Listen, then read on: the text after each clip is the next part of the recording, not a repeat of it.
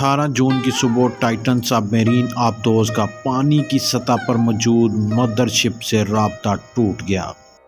یہ ٹائٹینک سب میرین سمندر کی گہرائیوں میں 12,000 فٹ سے زیادہ گہرائی میں واقع مشہور ٹائٹینک کے کھنڈرات کا دورہ کرنے گئی تھی۔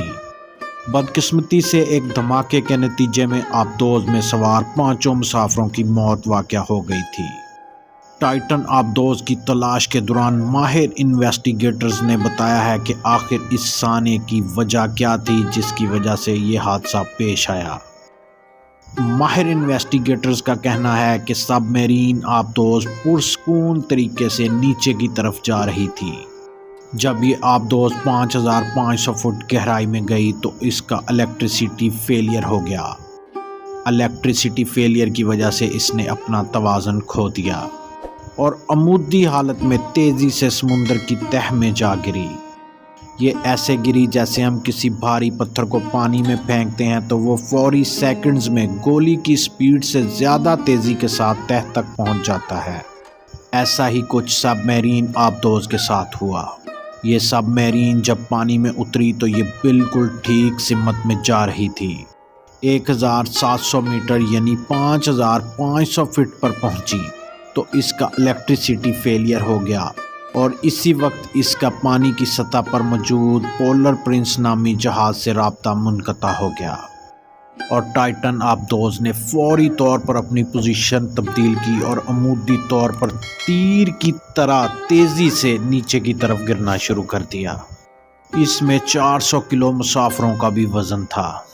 جب یہ تیر کی طرح تیزی سے نیچے گرنا شروع ہوئی تو سب میرین میں موجود تمام مسافر ان بیلنس ہو گئے کیونکہ الیکٹریسٹی فیلئر ہونے کی وجہ سے آبدوز کے اندر مکمل اندھیرا چھا گیا تھا اور تمام مسافر ان بیلنس ہو کر ٹائٹن آبدوز کے پورٹ ہول کے پاس جمع ہو گئے۔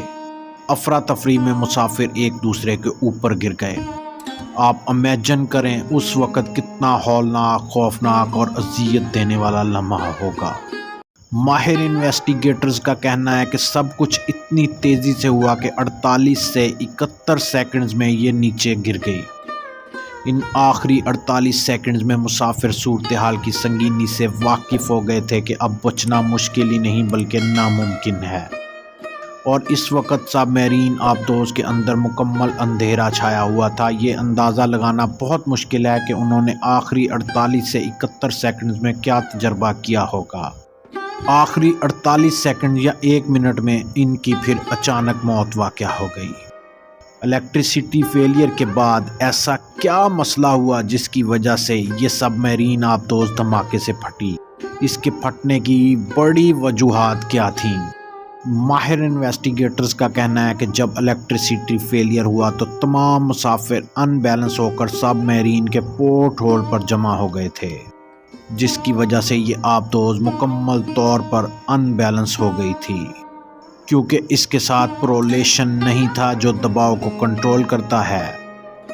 مسافر چونکہ پائلٹ کے اوپر گر گئے تھے اور اندر بالکل اندھیرا تھا تو اسی لیے اسے کنٹرول کرنے والا بھی کوئی نہیں تھا کیونکہ اس وقت افراتفری کا عالم تھا، کیونکہ الیکٹریسٹی فیلئر کے بعد ان بیلنس ہونے کی وجہ سے سب ایک دوسرے پر گر گئے تھے اور پورٹ ہول کے سامنے جمع ہو گئے تھے۔ اتنا نیچے جانے سے اچانک آبدوز کے دباؤ میں بہت زیادہ اضافہ ہو گیا اور وہ اندر کی جانب سکڑ گئی تھی، اور پانی کا دباؤ اتنا تھا کہ وہ سکڑنے کے بعد فوری طور پر دھماکے سے پھٹ گئی، اور یہ سارا عمل صرف 48 سیکنڈز میں ہوا۔